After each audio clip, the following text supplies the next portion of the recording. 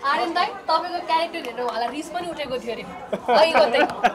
तपाईलाई तपाईको हुन्छ नि उहाँले त फिल गर्नु भएको म त लुकेर बस्थे हैन कतिखेर कुटा खान थाहा हुँदैन थियो हैन तर म चाहिँ डराएर पछाडि बसिरहेको साच्चै भनेको त्यो अहिलेको जुन माहौल छ नि जुन तात्तिको माहौल छ नि त्यो बेलामा सूर्य प्रसाद चाहिँ नि फ्रन्टमा म अहिले पनि बिस्तारै आउँछु म बिस्तारै मान्छे तपाईँ जस्तो मान्छे हामीलाई चाहिन्छ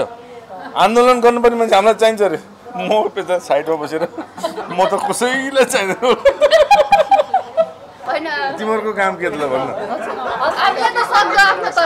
हाइप क्रिएट गरौ नि हामीले कि तिमीहरूले कलाकारले हाइप क्रिएट नगरिकन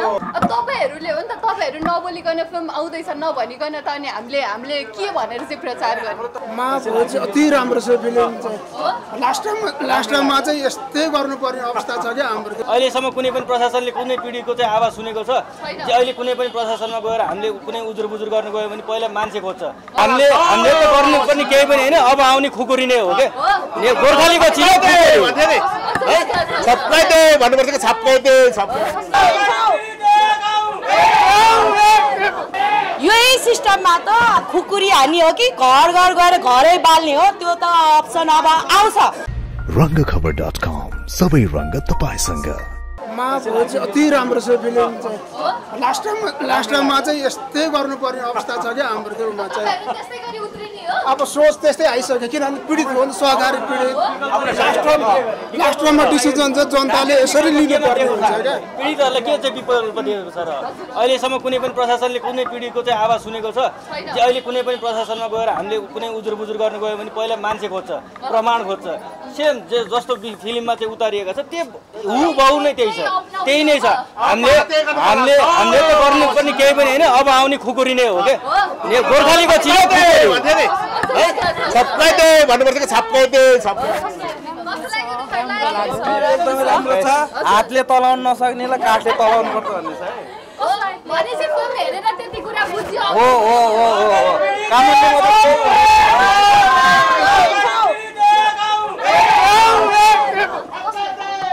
राम्रो लाग्यो फिल्म एकदम राम्रो लाग्यो राम्रो लाग्यो सत्य कहानी नै हो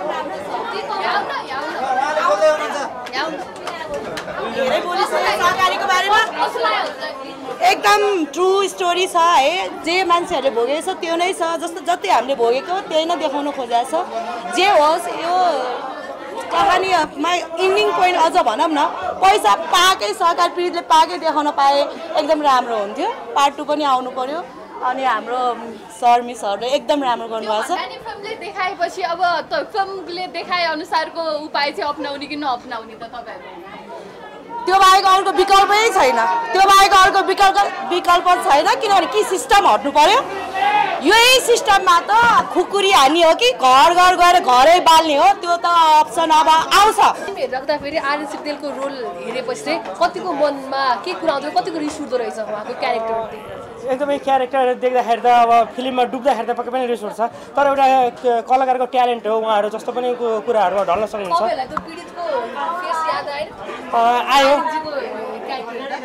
आयो पक्कै पनि किनकि उहाँहरूको त देख्दाखेरि पक्कै पनि रिस उठिरहेको थियो तर रियलमा देख्दाखेरि उहाँको जुन एउटा अभिनय हो अभिनयबाट बाहिर निस्किँदाखेरि जुन एउटा उहाँको प्रतिभा छ त्यसलाई एउटा सच्चा कदर गर्छ र खगेन्द्र लामिछानेले जसरी back to back Nepali movie इन्डस्ट्रीमा निकै हिट मुभीहरू दिइरहनु भएको छ र उहाँको मुभी चाहिँ एकदमै मन पर्यो आर्यन दाइ तपाईको क्यारेक्टर हेरेर उहाँलाई रिस पनि उठेको थियो रे अहिलेको चाहिँ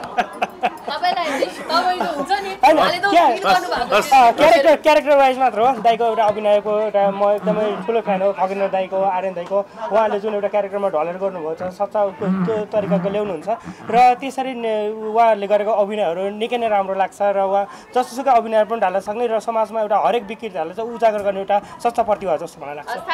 थ्याङ्क यू सो मच सबैलाई किन पछाडि फाइनली सबैजनाले महाभोज खान पाइएको छ उहाँले चाहिँ खाएर आउनुभयो हामीले चाहिँ बाँकी छ के चाहिँ आनन्द दाइ अडियन्ससँग भेट्दा फेरि महाभोजलाई लिएर के गरे बोलै सक्नु हैन एउटा कुरा के भन्दाखेरि हाम्रो त स्पेशल प्रिभ्यू पनि तिमीहरूसँग थियो नि त हैन अनि त्यो हुँदाखेरि जुन एउटा रेस्पोन्स आइरहेको थियो त्यो रेस्पोन्सको कन्सिस्टेन्सी चाहिँ बसिरहेको छ कि अहिलेसम्म किनकि अब स्पेसल प्रिभ्यू अहिले आएर सो अब सबैको एउटै कन्सिस्टेन्सी हुँदाखेरि चाहिँ हामीले जे दिन खोजेको जे गर्न खोजेको जे भन्न खोजेको त्यसमा चाहिँ हामी सफल भएको जस्तो लाग्छ एकदम मजाले आउट अफ भ्यालीमा चाहिँ कस्तो भयो त किनभने कति सबैजनालाई त्यो थाहा हुँदैन नि मलाई नसोध तिमीले मलाई किन नसोध सुन्न तिमीले मलाई किन नसोध भन्दाखेरि किन म त लुकेर बस्थेँ होइन कतिखेर कुटा खाने थाहा हुँदैन थियो होइन मलाई त्यहाँ ऊ पनि छ के भन्छ भिडियोहरू पनि छ होइन मलाई एकजना आउनुभयो कि अनि तपाईँ त मलाई तपाईँको फिल्म आएदेखि एउटा पनि फिल्म छुट्याएको छैन यति माया लाग्ने मान्छे यति मनपर्ने मान्छे तर यो फिल्म हेर्नु तपाईँलाई त कुट्नु भयो तर म कुट्दिनँ कस्तो राम्रो काम गर्नुभयो भन्नु तर होइन तर म चाहिँ डराएर पछाडि नै बसिरहेको साँच्चीकै भनेको त्यो अहिलेको जुन माहौल छ नि जुन तात्तिको माहौल छ नि त्यो बेलामा सूर्य प्रसाद चाहिँ नि फ्रन्टमा म अहिले पनि बिस्तारै आउँछु म बिस्तारै मान्छे सिनेमा हेर्दा त तातिर हुन्छ नि त हेर्दा हेरिसकेपछि एकछिनपछि कुल डाउन भएर आउँछ नि त म एकछिन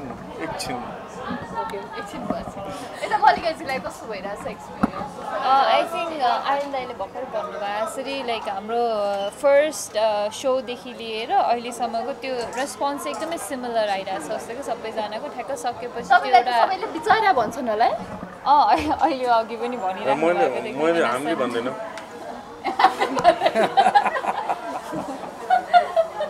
जोस एकदमै खुसी लागिरहेको छ भनौँ न हजुर एकदमै रेस्पोन्स चाहिँ राम्रो छ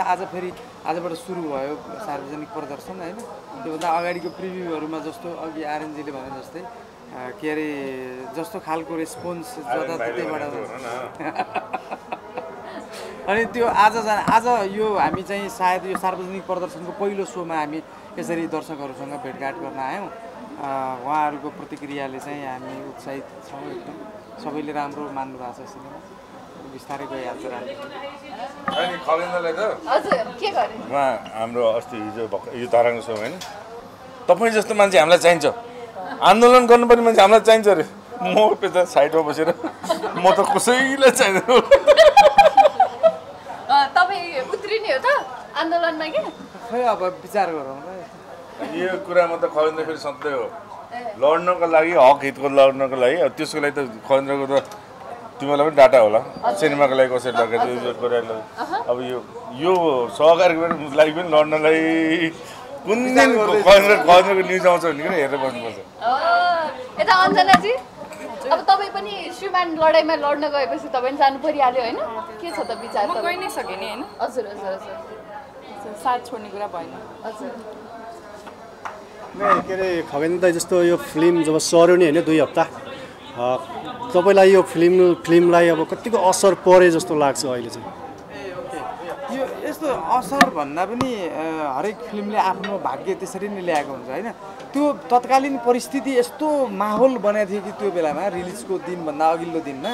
त्यो दिनबाट एकदम भयानक एकदमै ठुलै आन्दोलनले ठुलो रूप लिन्छ दुई पक्ष एकदमै एग्रेसिभ उसमा हुनुहुन्थ्यो होइन त्यसकारण चाहिँ हामीलाई चाहिँ त्यो रिस्क लागेरै साह्रै हो किनभने सिनेमा भनेको त्यो आन्दोलन 2-4 रिलिज भएको डेटबाट 2-4 दिन आन्दोलनमा पऱ्यो भने चाहिँ त्यत्तिकै मान्छेको माहौल नै अर्कोतिर सर्छ कि त्यसकारण बरु यो रिलिज नहुँदै त त्यसलाई होल्ड गर्न मिल्यो राख्नु मिल्यो फेरि राइट टाइममा रिलिज गर्न मिल्यो भनेर सारेको त अन्तिममा केही भएन त्यो धेरै राम्रो केही भएन तातेको त्यो फिल्मको होइन अहिले अलिकति सेलाएको जस्तो लाग्छ तपाईँहरूलाई सेलाएको होइन कस्तो भने पोस्टपोन भएपछि फेरि त्यो सूचना हामीले यो डेटबाट फेरि लाग्दैछ भनेर पुर्याउन हामीले आवश्यक हुन्छ जुन चाहिँ आफ्नो तर्फबाट कोसिस गर्छ समस्या चाहिँ कस्तो भन्दाखेरि हाम्रो त्यो बेलामा 15 गतेबाट आन्दोलन थियो यो आन्दोलन कन्टिन्यू हुनेवाला थियो अनि 19 गतेबाट डिक्लेयर भइसकेको थियो कि यातायात व्यवसायको आन्दोलन जुन कुरा 2 दिन चल्यो भनेपछि अब कोही मान्छेले 4-5 करोड लगानी गरेको छ अनि त्यो चिज चाहिँ नि अब त्यसै म चाहिँ फ्यास राख्छु घरमा बसेर हेर्छु भनेर त कसैले पनि त्यो डिसिजन त लिँदैन नि होइन अनि त्यो रिजनले गर्दाखेरि हामीले त्यो एकदमै ब्रिलियन्ट सोच हो तर यसले 15बाट 30 पुर्याउनलाई असहज त अभियसली हुन्छ किनकि डबल प्रमोसन गर्नुपर्ने हुन्छ डबल चिज मान्छेलाई 15बाट तपाईँको फिल्म त लागिसक्यो होइन भनेर मलाई सोध्थ्यो मेरो होइन पनि खतरा एउटा हाइप बनिरहेको थियो अहिले चाहिँ हाइप सट्टै सेलाएको छ अब कसरी तताउने त यो हाइपलाई तिम्रो काम के हो त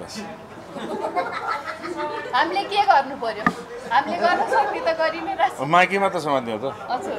अब तपाईँहरूले हो नि त तपाईँहरू नबोलिकन फिल्म आउँदैछ नभनिकन त अनि हामीले के भनेर चाहिँ प्रचार गर्ने हाम्रो तर्फबाट हामीले एकदम राम्रोसँग कोसिस गरिरहेछौँ अब काठमाडौँ बाहिर पनि हामी गयौँ 3-4 ठाउँमा होइन त्यसले एक खालको माहौल बनाएको छ अब आजदेखि प्रदर्शन सुरु भयो अब हामी बोल्नै पर्दैन दर्शक आफै बोल्नुहुन्छ दर्शक बोल्नुहुन्छ अरे त बोल्न पहिला मैले मेरो क्वेसन आन्सर दिएन हैन तिमीहरूको काम के त ल भन्न हामीले त सक्छ आफ्नो तर्फबाट हाइप क्रिएट गराउ नि हामीले कि तिमीहरूले कलाकारले हाइप क्रिएट नगरिकन अघि तपाईँले भन्नुभयो नि होइन मलाई लभ स्टोरीमा दर्शकहरू एकदमै रुचाएको मायालु क्यारेक्टर कतिखेर भने अघि जुन मायालु क्यारेक्टर कुरा आयो नि पहिला दर्शकले नै गरेको थिए यत्रो मायालु क्यारेक्टरमा अहिले यो क्यारेक्टर तपाईँले स्क्रिप्ट सुनिरहँदा यसरी गाली आउँछ भन्ने तपाईँलाई पनि थाहा थियो होला होइन नगरौँ भन्ने कतिको सोच आएको थियो कि थिएन यस्तो गाली आएन भने चाहिँ म डराउँथेँ